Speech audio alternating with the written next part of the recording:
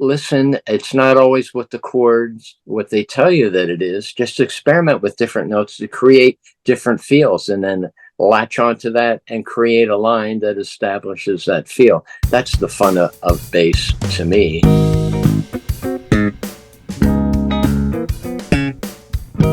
Hi, and welcome to ForBassPlayersOnly.com. I'm John Liebman, founder and first baseman. If you've wanted to learn bass, but you think maybe you're too old or your body won't cooperate because it's not quite what it used to be, you should know that right now there are thousands of people inside the For Bass Players Only community. A lot of them of the silver-aged vintage, and they are learning bass, having the time of their life, playing music that they love. You should come join them and experience that incredible transformation for yourself. As I always say, you're never too old to groove. So let's play bass. My guest this week, an old friend, Don Schiff. He's a bass player, of course, but he is a master of the Chapman stick bass. Don has performed, written, or recorded with the biggest names. I was going to say some of the biggest names. I don't need to say some of the biggest. I can say the biggest names in music. People like Elvis Presley, Tina Turner, Peggy Lee, Sammy Davis Jr., Sheryl Crow, Herbie Hancock, Al Green, Pat Benatar, Eddie Money. The list just goes on and on. Originally an electric bassist, Don relocated from Delaware to Las Vegas after high school, where he met and worked with many music icons of the day. Then in 1977, he relocated again to Los Angeles after discovering the NS Stick, which led to a prolific career in the recording industry, as well as founding the progressive rock band, the Rocket Scientists. He currently resides in Napa, California, where he focuses on writing and recording. This is his second time on For Bass Players Only. Welcome back, Don. It's great to see you. Yay! It's great to be back, John. Thank you for such an illustrious opening. I didn't found Rocket Scientist. That's a funny story, in that I got called for a session, and I went in there and played, and they felt that the bass lines that I created for the band were so structurally monumental to the formation of the sound that they then asked me, said, hey, we hired you for this album to be a session player. Now we want you to join the band. So then I became one of the founding three members. And since then we've had a bunch of incredible drummers rotating out from Vinny Appice, Really?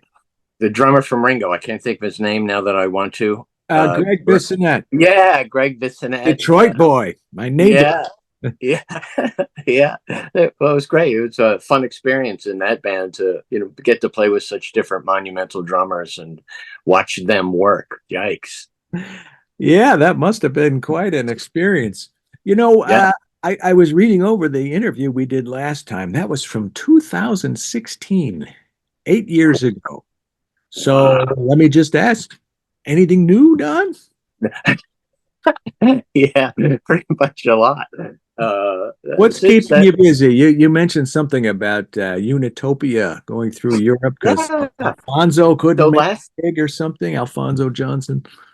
Yeah, it was, just when you kind of think your touring years are over, you go, okay, thank goodness for the advent of the internet recording. I've been busy with that.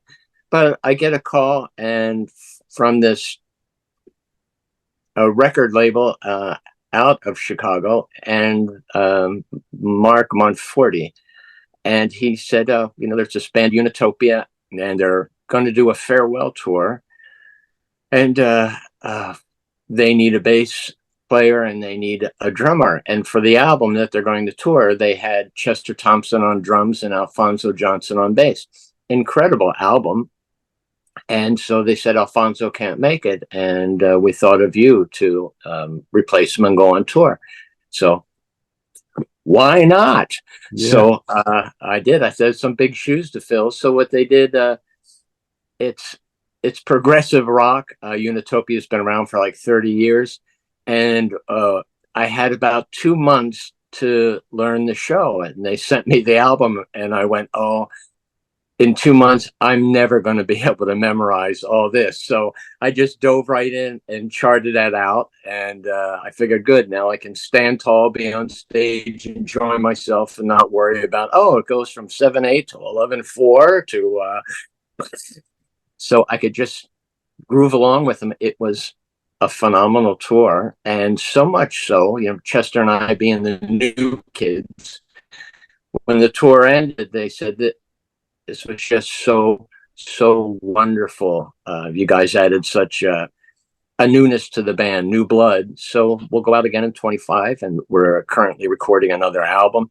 And probably in a month and a half, Blu-ray DVD will be available of the tour, as well as a CD of the live version. And so then I was asked to join the band. So now Chester and I, the new kids, are in.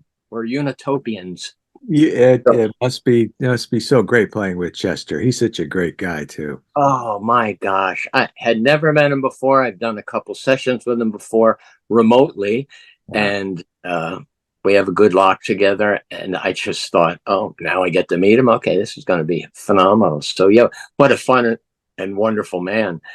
Then from that, most recently, the guitar player from Unitopia, John Greenwood, had an album, Dark Blue, that just came out, and he's working on his next album, and that he asked me to be a part of.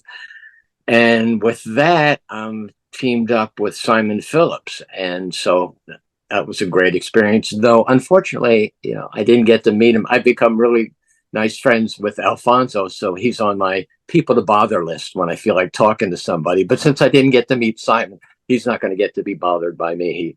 He lucked out. Is Alfonso still teaching at USC? I believe so. Yeah, and still touring with what I think is one of the funniest, cleverest names, Jazz is Dead. And I thought, it's kind of horrible. But as I looked into it, and they do Grateful Dead songs, and I thought, that's incredibly funny. I love it. You remind me, I used to go to the I got invited a few times to the Warwick base camps in Markneukirchen, Germany. Those were great. I went in 2014, 15, 16, and Alfonso was there with just about every other bass player you can imagine. And Chester was there too at the same time. They'd bring in a drummer. One time it was, oh God, I forgot his name. Oh my God. And then guitar player Alex Skolnick. But Chester was on the cover of International Musician magazine, the Union, a few months ago. So I sent them a congratulations, well deserved. And I had taken my son with me to a couple of those Warwick camps, and Chester beat my son at ping pong. I said he wants a rematch, and Chester said, "Anytime, man, bring it on." I didn't know he played ping pong. I love ping pong. All right. So what else is happening is that into 25. So you and Chester replaced the outgoing. Well, were they intentionally outgoing, or was it time for them? Am I getting into anything touchy here? I didn't know. I didn't ask about the inner workings. I know that the founding members, Mark Truiak and Sean Timms, had the band for a long time, and maybe they just had a parting of the ways for a while, and then they came back, and my guess is they were minus a drummer and a bassist, and so the label, they said, well, who do you want on drums? And they said, well, we want Chester. And so then they asked Chester, who do you want on bass? And he and Alfonso are great friends. So then we traveled to Italy, and we're having an interview, and they were saying, how did everybody come about in the band? And so I said, well, I was nobody's first choice. And Chester was saying, I didn't know you then. From now on, Chester, you know me. So I mentioned the stick in your intro, and when I was reading the interview, you and I really geeked out last time about the stick. I think that was before I had a chance. Yeah, with my son, we went to Emmett Chapman's house, and his wife, what was her name? Yuda. Yeah. Now, was this in Yucca Trail, or was this in Woodland Hills? Woodland Hills, Yeah, because we nice. made a point of stopping at the Sagebrush Cantina in Oh California. yeah, yeah, Yeah, of course. I love that place. Uh, Yeah. anyway, so the stick is still a pretty big part of who you are and what you're all about, what you play. Yes, no matter what I play, I come from the heart of a bass player. So what I noticed about the NS stick was kept my ability to be able to pluck, and I play pretty bad guitar, but on the melody side of the stick is guitar esque. So you can pluck and strum and tap this instrument. And so I was telling Emmett, I said, it's got one of the most phenomenal bass tones that I've ever played. So it's always my first bass that I take into a session or put on, unless I'm requested to play the Rickenbacker or the Precision or any of the classics. And what I did on the Unitopia tour is I took, I call it my Mac rack, and it's a laptop of a Mac, and it's got my DAW in it. And I use the plugins to get my sound and separate the bass from the melody side. And then I discovered for this tour, there was a unique app that you could put in that doesn't require a MIDI pickup. And so you just go in analog, and then immediately and quicker than the setup I had before, which was a little box that converted it for you. But then I was enabled to get my keyboard sounds on the top of my melody side, so I could play the guitar-esque side, have the keyboard pads that I like that creates my own feel and texture from my melody strings, and then of course rip on the bass side. And so I took that on tour and found parts that work. And they have two guitar players in Unitopia. They have an incredible keyboard player with a massive rack. And I'm like, I'm still going to find a part in there where I can use the top side. Because what I love about the NS is I can comp along with my bass line to like really nail what that bass line is saying. It's a perfect accompaniment to what you're saying and just speaks as one. And that's what really reeled me into the Chapman stick and the NS stick. I still play both. If I were to say, what's your preference? I play the NS more because I can pluck it, but they're both incredible instruments. And I'm a big proponent of that. And that's my go-to bass. Well, how much do you know about the history? There was Emmett Chapman, there was Ned Steinberger, and I think wasn't Stuart Spector somehow in that mix? The three of them. Do you know? No, I don't. I just know of in like around 1999, Emmett decided to do a co-design with Ned Steinberger, Yeah. and that's what the NS was all about. When I had Emmett make me one, I said, well, NS stick. The NS is so close. If we just put a DO in front of the NS, and so he carved that into my sticks. Mine says Don's stick. I love it. What about the rest of your gear? You Yeah. mentioned for electric, you might have to pull out what'd you say, a P bass or a Rick or something like that. Are those your main Oh, traditional yeah, conventional four-string basses? I shouldn't assume they're four-string. I don't know. yeah. I have a well, the P bass is a 5 string, and then another wonderful company made me a bass, and I had it vintage. This is really funny. Hang on, it's right back here in this mess.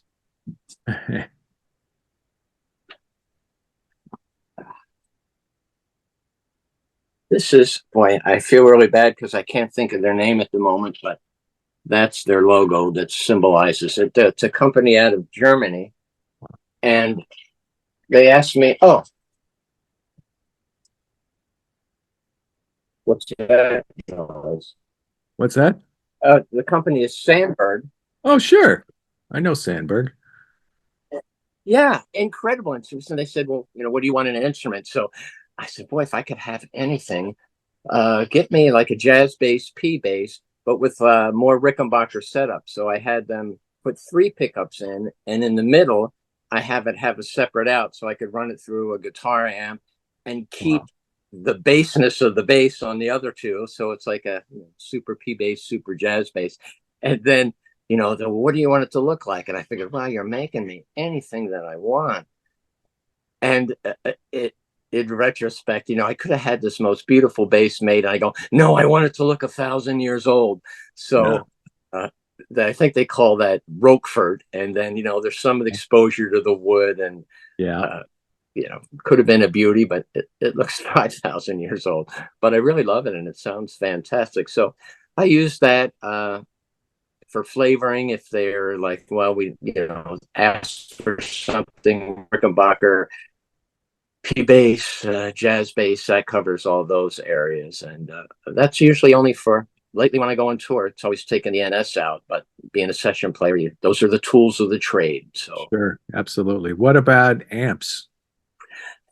that's that's an incredible story. So while on tour with Unitopia, you go. They have a backline, and so I request the Ampeg SVT with the 810s in it, and so inside my DAW, I also have a SVT plugin, and I really like that for when I record. Also, another one, Parallax, gives you a great version of that too. But just in case something goes wrong, I've got that, and that's what I send out. I usually like to send my sound directly out to the house because I know what it is. I've got it all dialed in. Right. It's direct. And then for the backline, I use the Ampegs, and I figured, well, what could be better than one Ampeg SVT? Two Ampeg SVT. So I requested two for the backline, and I figured, this is great. What could be better than two? Adding the SVT plugin and running it all through that. And it was awful. I don't recommend it. So I kept the SVTs up there for a great look and turned them off and just use my direct that I had coming out of the amp, which sounded like, you would think, what's better than one SVT? Two. You'd think it sounded like that looked. So that was pretty funny. Yeah. So, but my new theory on playing out amps is go as direct to the house as you can. Right now, I'm using, let's see, how do I remember them? Revolt pedals, and I've got the guitar Revolt for the melody side and the bass Revolt for the bass side, and that as well gives me my clean sound. Also, there's the clean sound where it's true bypass. But then, the first little button gives you that, oh, you're starting to distort a little bit. Nice. And then the next pedal, more distortion. Oh, adds a little warmth, but in a mix, it doesn't sound distorted. And then there's this is distorted. You're playing lead bass now. So great pedal for that. And then the guitar side, which is interesting to me. Usually every guitar effect, every pedal I've ever tried to make the top side of the NS or my Chapman stick sound guitar-esque, it doesn't sound good at all. And so I may buy a pedal like the Revolt, but I really got to tweak the knobs to give the NS stick and the Chapman stick a really nice guitar-esque sound. It isn't a guitar. It's, to my ears, never going to be a guitar. It's not going to be the Strat or my favorite Les Paul. They sound exactly like that. The NS and the Chapman sticks on the melody side are their own. They have their own sound. And so I apply the effects accordingly that way. I just am lucky and happy that the NS stick as a bass tone direct is so remarkable. I love it. It satisfies all my needs. Plus, I call it kind of a unique way to approach bass in that you could really support and extend your bass lines. It kind of sounds like you're playing a simple bass line, but there's so much texturally you can do in your right hand that becomes part of the line without being incredibly overwhelming. And that's been my continued process for my education in bass of how far can I push the standard bass lines and create melodies, not necessarily in the melody range of their instrument, but on the bass side itself, it goes so high. There's so much you can do playing, supporting a really bass line, and then playing up here, tapping, bringing in some really high notes rhythmically. And that was, for me, what Unitopia allowed me to do, was to be the I want to say super bass. It's, I look at it like that. One of the engineers that I played for a lot was calling, and he says, "Bring that," and he didn't really remember the name of the instrument. He goes, "Bring that bass plus. It's bass plus it does other things." So, You know, I found it interesting that the NS or the Chapman stick yeah, seemed to attract more bass players than guitar yeah, players, where yeah. because the range is so wide, it makes as much sense for a guitar player than for a bass player. There was one guitar player, Tom Grace Oh, Tom Gracegraver! Gracegraver. Yay! Hi, Yes, Tom. yeah. Actually, I interviewed him at Emmett's house. Oh, wonderful. But he comes more from guitar. But every, Tony Levin and Yeah, Alonzo and you and Steve, was it Adelson and yeah, all the yeah, bass players. They seem to gravitate to the stick more so than the guitar players. So I yeah. found I that. kind of thought the opposite would happen, but yeah, it's a nice turned into a nice little bass club. Let me ask you about playing bass and learning bass. For bass players only, as you might have gathered from my intro, we are a bass instruction site. And in Mhm. addition to coming up on 900 interviews, but in addition to that, we have actually the interviews are the addition to. We have a membership and some digital courses, and I'm attracting bass players from, or bass students, I should say, right now from pretty much every state in the US and I don't know, 50, 60 countries worldwide, probably more than that now. And most of the people that are coming to bass players only to learn bass are in their 50s, 60s, 70s. I've got students in their 80s, both men and women. So these people are Yeah. not setting out to have a career in music. They're not trying to be rock stars. They don't want to tour the world playing sold out arenas to their adoring fans. They want to play some classic rock riffs and some blues shuffles or maybe some walking bass, maybe a little funk R&B. A lot of Mhm. them want to get together with their friends and play, and some of them are happy just to sit in a room by themselves and practice the bass. A lot of times when people get to those ages, things like arthritis and tendonitis and other things like that creep in. I'm telling you all this just to give you a context because I Yeah. want to ask you, Don, what advice can you impart to somebody like that who wants to learn bass? What do you think is important for them to be thinking about? What kind of goals, what kind of questions should they Oh, be asking? Anything at all? What yeah. do you Yeah. Beautiful. Beautiful. Thank you for that setup. I think as a bassist, I look at it as also a melody instrument, but way down under. When I think of a line to play, I'm supporting the melody. So I'm always thinking, listening for the melody. What does that do? What's the best bass note I could put against the melody line, and thinking long term? The melody kind of has a little more notes in general than what we may play. What bass note sounded great against that melody? And especially in a session, if you're playing a song already, it's already established what it is. But if you're just thinking of what bass line can I put, I think of it as, okay, say the chord is C and the melody's in C, and I play a C, and that establishes the C-ness of it. But I don't have to play that. I can color the whole landscape of that melody and chord if you just put the sixth or the minor third below an A under it. And now you've just colored the whole thing. The scales are the same.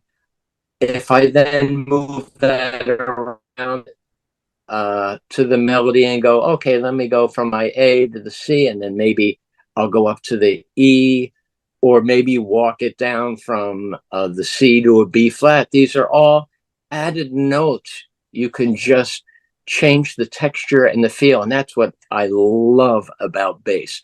You don't know what the chord is until the bass player lets you know what he put on the bottom, and then you name the chord. And so it was like being an arranger while you're playing. And so I would say uh, to bass players, listen, it's not always what the chords, what they tell you that it is. Just experiment with different notes to create different feels. And then latch onto that and create a line that establishes that feel. That's the fun of bass to me when I start playing.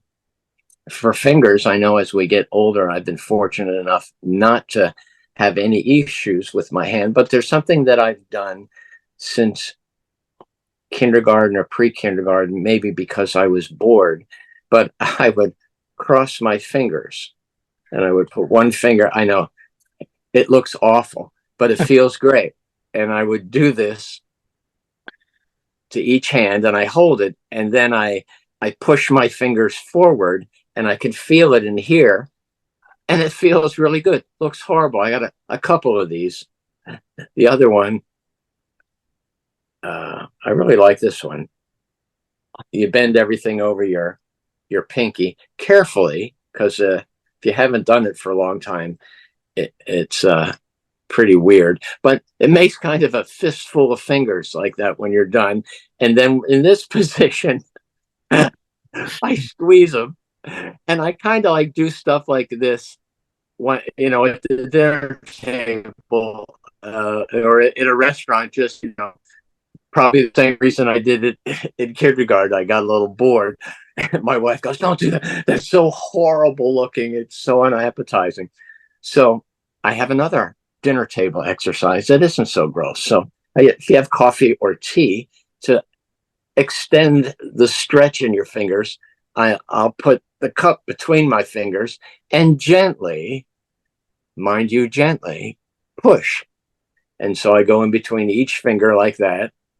And after a while, you kind of crave it. It feels really good. It's like, for those that maybe crack their knuckles and it becomes addicting to hear the snap and all that, it's same for this. It just feels so good to feel that stretch.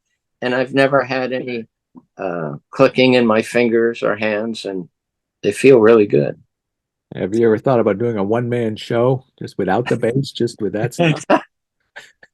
As a contortionist and puppet master. Oh boy. Wow, but getting building on what you said, I thought of a couple of things. The bass line, and you said you compared it to a melody. Somebody was playing through some Paul McCartney bass lines, and he says, "Oh, some of these bass lines are like they could be songs all to I know. themselves." He was a great Amazing. inspiration. When I listen back to them, they are what I call etched in stone bass lines. They treat the melody so well. I guess maybe it was an advantage for him singing the melodies and always hearing what's going against what I'm singing. They're so beautiful and perfect. Even the early on ones, when the Beatles first came out, are classics. Great education, great to listen to. Absolutely. And the other thing I thought of, I interviewed Ron Carter about a year ago.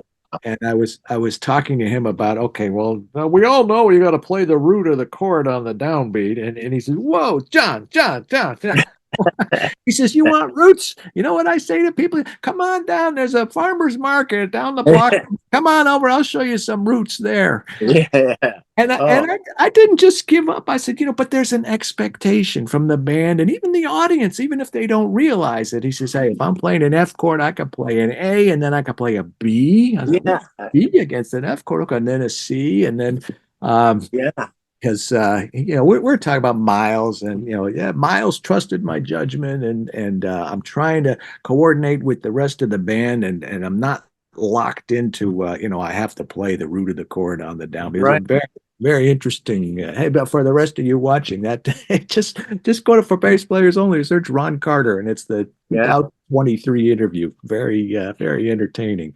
But yeah, he was And very truthful too. I would say, adding to that, even though you may not start on the root, the line that you would create would accentuate the root. It's same with when developing a groove. You don't have to start on the downbeat. right. Start the groove a 16th later or a 16th earlier, because everybody knows where the downbeat, it's established. That's why you're grooving to it. it's a given. It doesn't always have to be restated all the time with every line. And that's another little thing I always like to do is what what could I do to make this texturally feel like I'm feeling the way that I would like this song to go, and then rhythmically, how can I really establish a groove, whether it be a downbeat or not, without playing the downbeat. And I've been able to come up with some really fancy lines that if you're doing a session that I call, you want to turn their heads going, well, what? We didn't hear that coming. And I've been made a co-writer on quite a few albums just because of the bass line that I created changed their song so much. They were like, my gosh, you know what? We're going to add you in as a writer, and woohoo, gold. Are you a fan of Bob Marley and the Wailers music with Family Yeah, Man, Aston Family Man Barrett? Well, I don't think he's ever played on the downbeat. Where's yeah, yeah, do do do do do. yeah. And with that establishes the groove. It's like, oh, okay, yeah, you feel the downbeat internally. It doesn't have to be so stated all the time. Just different styles of music. And I would say for beginning bass players, picking up and just playing your bass,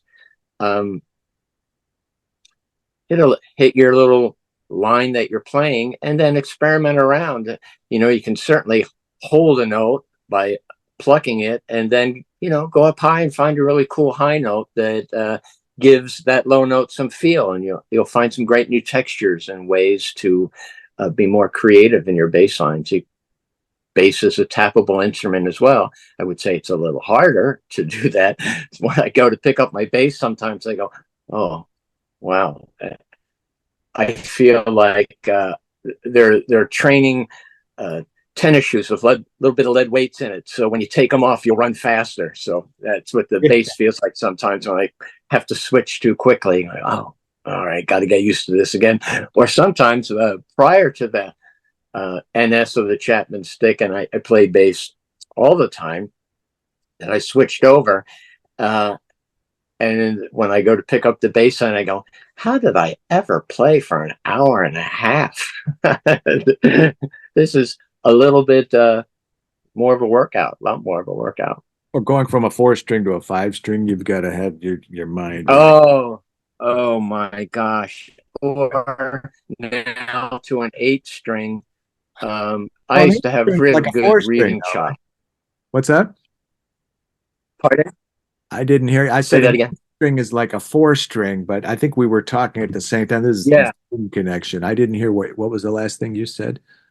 Oh, so the 8-string is actually the continue 4-string.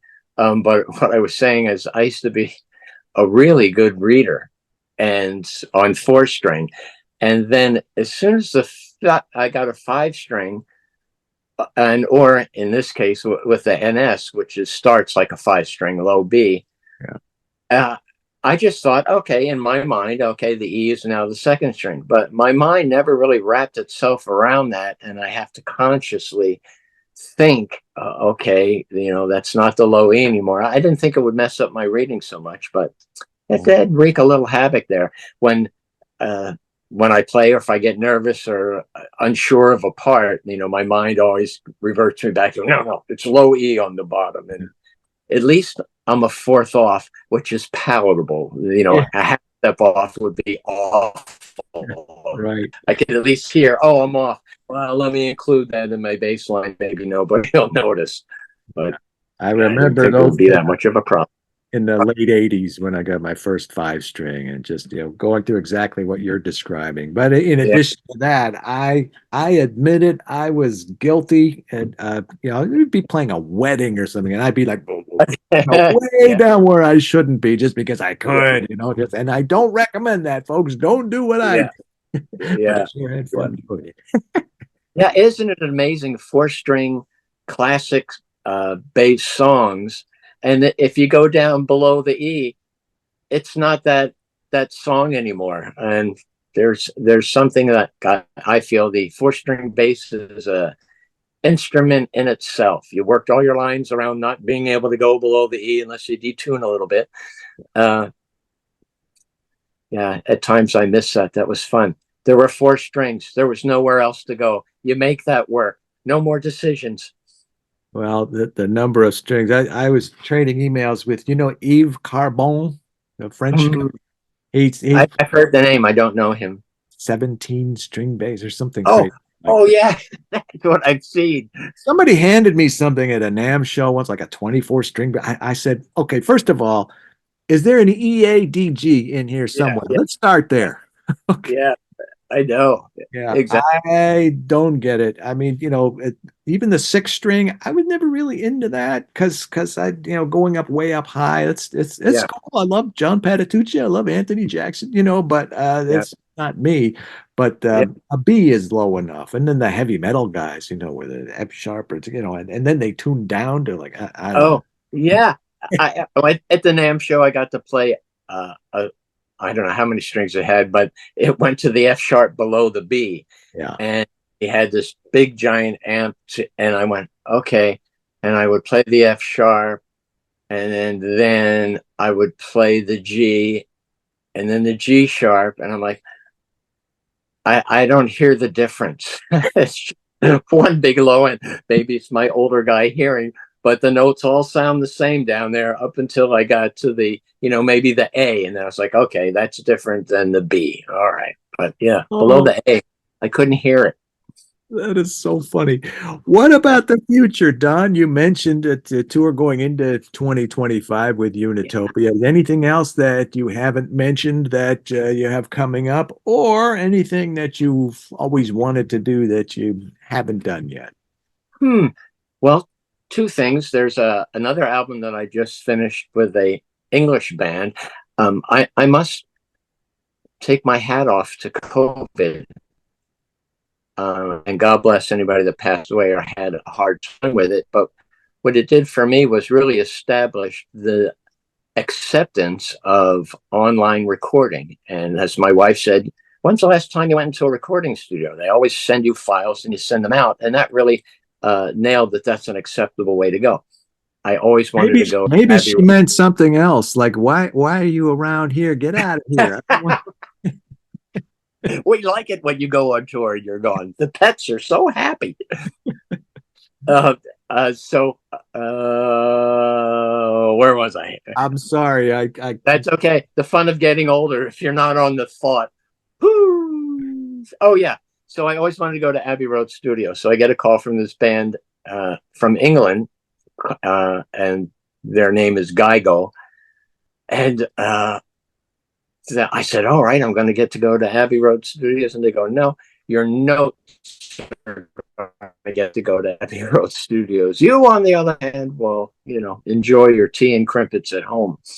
So the album came out, and I do a lot of play on a lot of songs. And rarely do I, put them in my listening list. I don't get hired to enjoy people's music. I get hired to add to what they're doing.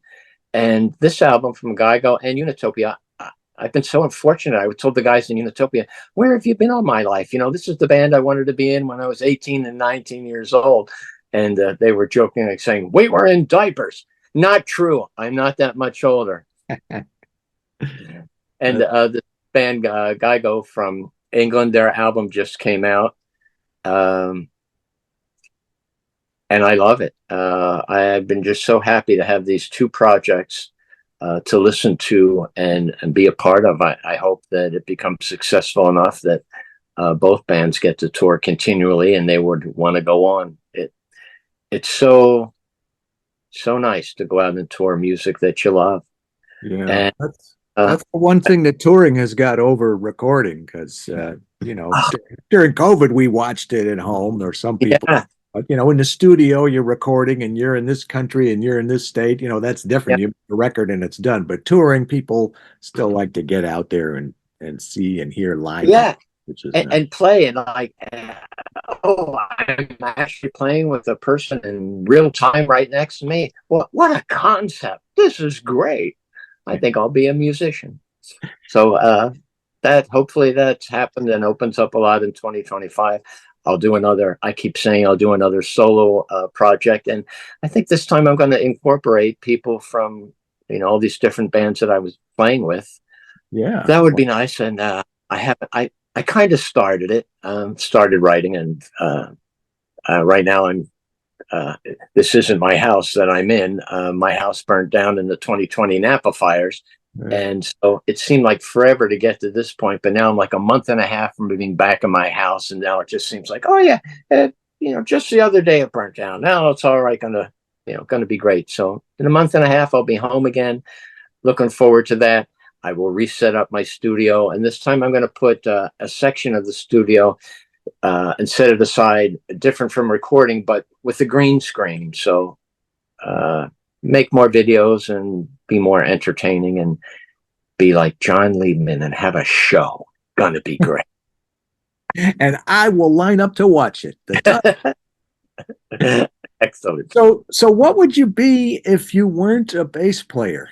Something outside of music. Oh, great question. So I asked myself that when I was uh, getting ready to leave home, and my dad was a musician, so was my mom, and they were saying, if you don't, have a career in music all the time, think of something else that you would like to do. And I thought, well, I like something quiet where someone doesn't bother me. I know, I'll be a mortician. So I went to a mortuary, and we knew somebody that did that for a living. So, I figured, okay, I'll be an apprentice mortician. And fortunately, I got a gig, and life didn't go that way. But that was something I was looking into. I also, for a while, wanted to be a veterinarian, and I don't know if I could have done that after a while. Once animals cry and look like they're in pain, it's like, I don't like it. So, my daughter was looking into that, and she didn't go into that for largely the same reason. Just yeah. Levels go downhill. But you know something, Don? I asked you this question 8 years ago, and I took a chance. I thought, well, maybe he doesn't remember. You know what you said? You said, I think in the 11th grade, I was going to be a mortician. My reason, I was very shy. It would be quiet. There's nobody looking over my shoulder. That's from the last interview. They're your exact words. Oh, So, excellent. And I'm glad that didn't quite pan out. So, yeah, I think being a musician. Go ahead. Things turned out pretty well the way they are. Yeah, it isn't for probably the majority of people that get into music. It isn't a money maker. You have good times, and then you have times where you don't make any money at it. And I'm 68, been at it since I was 14. There have been times where it was really tough making a living, or I didn't. And you have to go, oh, okay, what else could I do for the time being? I never wanted to do anything that kept me from being a musician. So at one point, I helped my brother-in-law dredge a submarine harbor in San Diego. Awful. I helped my other brother-in-law who has a construction business. Well, we don't put tools in my hands. I'm horrible with it. One time they had this big, I'm not sure the term of the truck. I'm calling it an excavator, but I don't think it is. It's a really long truck, and it has a long blade on the bottom, and they use it to level out land, and so it's completely flat, so they can start to build.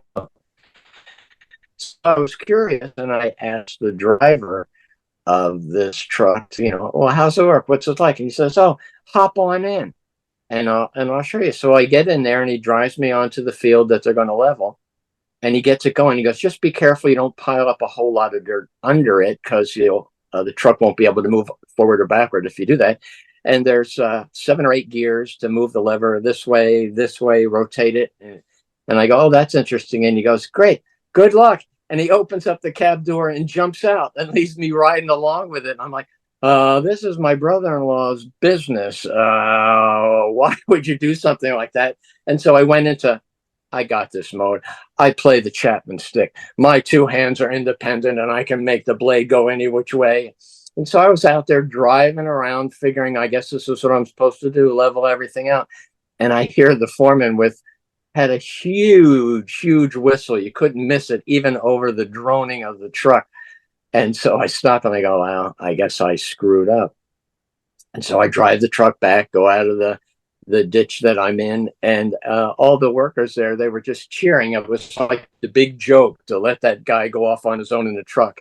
And he says, look at what you did. You could land a plane on that thing. So I guess I could have been a truck driver, but too scary.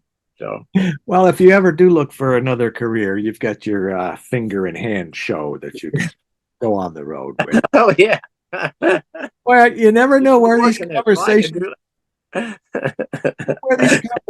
are going to go or what we're going to talk about. I was interviewing Billy Sheehan one time, and he started talking about Jackie Gleason. I mean, wow. Not what I thought we were going to talk about, but let's leave it here, and we'll plan on doing a follow-up interview, and you can bring us up to date on the next tour and the new recordings. That would be wonderful, John. Thank you so much. What a pleasure. Thank you for asking me. You're always a delight. You're such a kind person. And, looking up your history of bass playing too, phenomenal. Great job. What we were talking about earlier, we actually played not together, but similar act with the Fifth Dimensions, and I'm sure we got a host of others. You said the Drifters. I did the Diamonds. I can't remember all the other 50s acts, but I'm sure we have quite a few of those. Drifters, the Platters, the Coasters, the Chiffons, the Shirelles, Fabi. Oh yeah, played with all of them. Oh, yeah. Are you from Detroit? Yeah, I was born in Ohio, and we moved to Detroit a few days before I turned 7. And I grew up outside Detroit, and I was in Miami for 6 years. I was out in LA for a year, and now I'm back in Michigan. Don't ask me why, but you like the cold. Yeah. Well, it's kind of boy. Hey, go ahead. Go ahead. I was going to say it's August now, so I'll be in Chicago. Oh yeah, it's good. Well, I'm going to be freezing with you on January 1st. I'll be flying in to do a show. Well, I'll give you a big Hopefully hug. It's warm. All right. Hey, my son and his family are in Chicago, so maybe we'll get a trip. We'll all get together. Anyway, Don, thank you very much. Good luck with everything. I can't wait to see and hear all your new stuff that you're going to do. That who knows what you're going to end up doing, but I'm sure. I'll keep you posted, and I'll send you some links. Awesome. Please do. Thanks, John. Right. You're watching ForBassPlayersOnly.com. I'm John Liebman, founder and first baseman. If you've ever wanted to learn bass, look at how much fun it is playing bass, all the stuff we're talking about. If you think you're too old or your body doesn't allow you to do it because of whatever reason, you should know that right now there are thousands of people inside the For Bass Players Only community. A lot of them, as I said, in their 50s, 60s, 70s, 80s, and they are learning bass, having the time of their life, playing music that they love. You should come join them, experience that incredible transformation for yourself, because as I always say, you're never too old to groove. Thank you again to my special guest, Don Schiff. I will see you back here next week, same time, same place, right here at ForBassPlayersOnly.com. In the meantime, let's play bass.